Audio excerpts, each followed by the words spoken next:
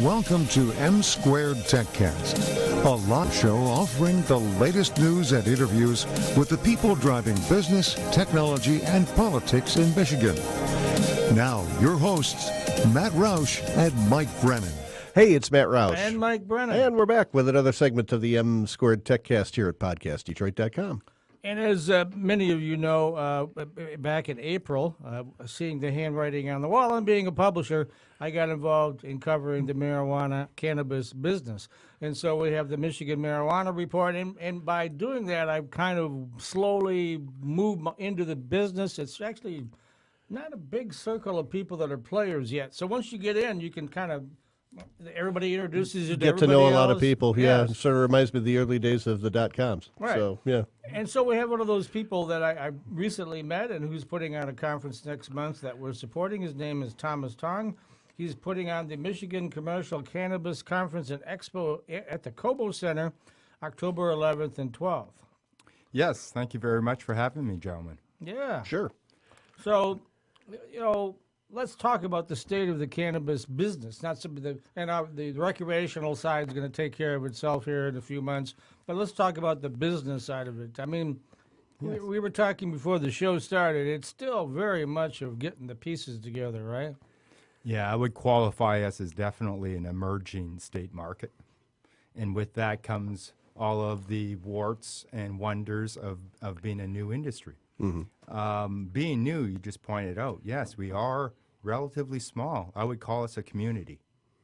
So unique to a lot of other industries, cannabis is very, very relationship-based just by its origin. So it's both an industry, but definitely a community. And I think we understand that and we try to balance that. Yeah. And it's really several industries, right? That's the way I've sort of thought of it, because there's the medical industry. Yep. Now there's the recreational industry. There's the whole CBD oil end of things for more medical products. And there's also the hemp, commercial hemp industry, the fiber and textile part of this, because everything you can do with cotton, you can pretty much do with hemp fiber, right? I would say even beyond that, right down to hemp fiber is conductive. We can make circuitry out of it, for example, right? So we do know at this point that over 50,000 products could be easily developed with hemp. But specifically for us in Michigan, what does this matter to us? What does it mean? Our two biggest sectors, automotive and manufacturing, they're both massively impacted by hemp-based fiber. Good 35-40% of a car could be replaced by hemp overnight. And they're doing it in Europe, and we will be porting that technology over to Michigan. So when we talk about cannabis, we're not only talking about folks in the medical side or pot and all that kind of community, we're talking about a new opportunity for Michigan and realigning our core sectors and supporting each core sector in a way that collectively we really boom. Right. So if we can replace a car with 35% of a hemp and grow our parts in a backyard, we're going to do really, really well. Yeah, that's the whole agricultural side is what I think goes a little bit underreported, because we've the got third biggest industry in Michigan is agriculture. right, yeah, and it vies with tourism for number 3. But you've got corn, soybeans, all the fruit on the west side of the state, and a lot of that land could be commercial hemp production as well. Certainly, but I wouldn't even look at that type of land more so that we have a lot of fallow land that we haven't used effectively.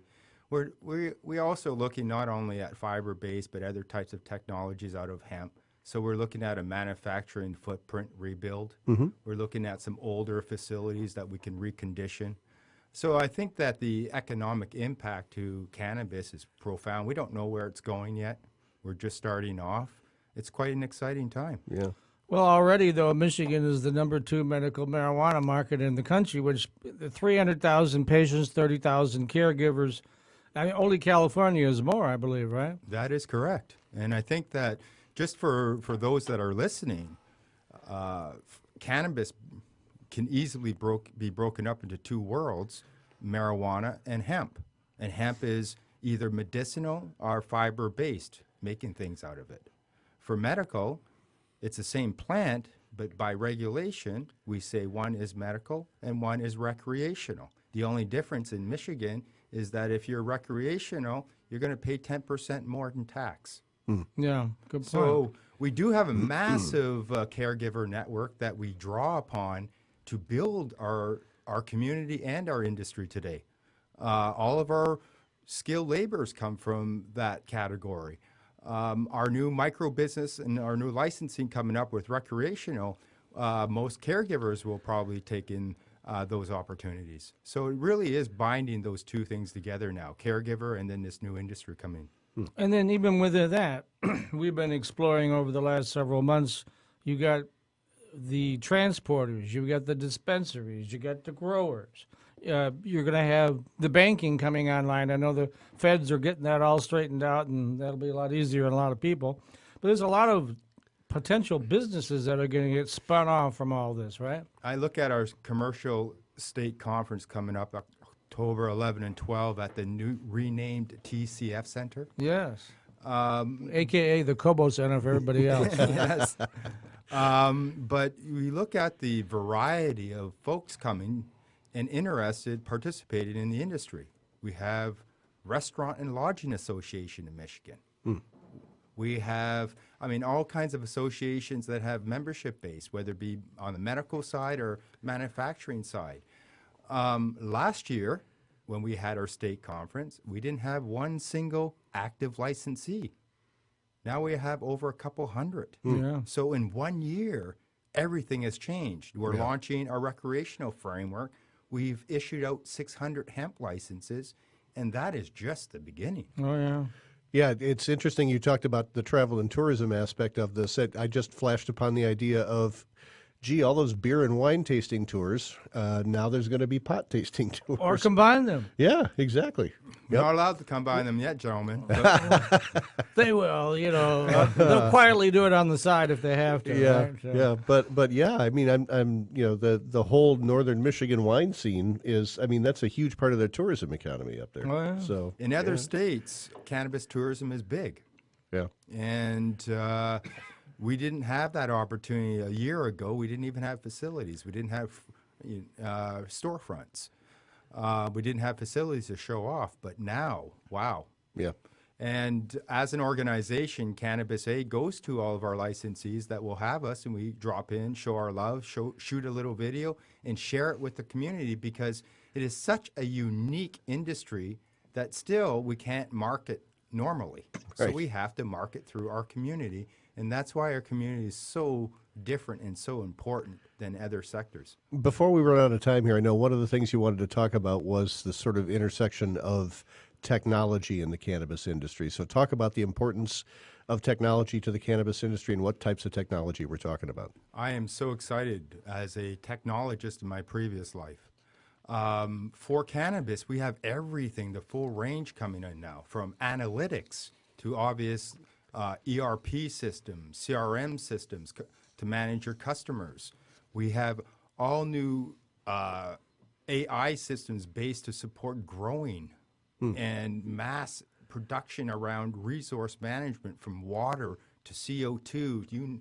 It is a very, very technical production environment today if you want to, number one, be safe, number two, be compliant, and number three, have a winning product that's consistent in the market.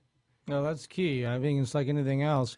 It can't be uneven, or you're going to lose your customer base. Yeah, Correct. every can of Budweiser has to taste the same. Every Just like- McDonald's burger. it's Yeah, it, right. yeah. Yep. Yeah, and it's right now, we have obviously a lot of news right now with issues of illicit manufacturers producing vape cartridges that Yeah. are killing people and this and that. This is why this industry needs to be properly regulated, not over-regulated, but properly regulated so we don't have these things happening. And technology and data have a huge part in that. And there really aren't that many testing facilities. We had one of the testing facilities in a month or so ago. There's only like 5 in the state right now that I'm aware of. And so that's a heavy workload falling on them, and it's just going to grow. But I'm sure there'll be a lot more be coming online, right? Oh, yeah. We have another 400 licensees, more than that, in process here. Oh, do you? So we were looking at the MRA, Michigan's marijuana regulatory agencies really stepped up their capacity to perform. Really, very proud of the MRA. And so they're really setting us up to be able to scale. So let's talk a little about that. We have a change of administration. I know the previous administration was kind of dragging their feet, being gentle. And I know I was at the Hash Bash, and Governor Whitmer wasn't there, but she had a audio welcoming speech where she was quite enthusiastically behind it. So have you seen a change in the MRA? I have seen it in a sense that we have come from a place of ideal to action. We now have a mature program that's scalable, that is proven, that is becoming objective in its capacity to deliver. I think we still have a lot of few things to strengthen, such as our social justice program, but we're really in a great place overall, developing overall as a state, yes. So what do you see as the social justice dimension of this? Oh, God. If you really look at the numbers, I don't know by statistics, so I'm not going to even quote it, but disproportionately, we have certain ethnic populations that are impacted massively. And it's hard for us, for a big corporation, to say, hey, let me make millions of dollars this year and somebody being in jail for the next 10 years for this. For doing the same thing. Yeah. And so we have now overlapping of sentences for thousands of people, and meanwhile it's legal, and big corporations are making money off of it. And so this is where the injustice lies. And not only that, releasing them, but giving them an opportunity to actually enter the industry. We have 1 minute left. I've just got the signal. Go ahead. You get your shameless plug. Talk a little bit about how people can find out more about your conference. How can we register for the conference? I would say Cannabis-Aid.com. Okay. Just go to Cannabis-Aid.com, or you can talk to any enthusiast in the cannabis sector in Michigan. They're going to know about our conference because it's quite important. It brings our community together.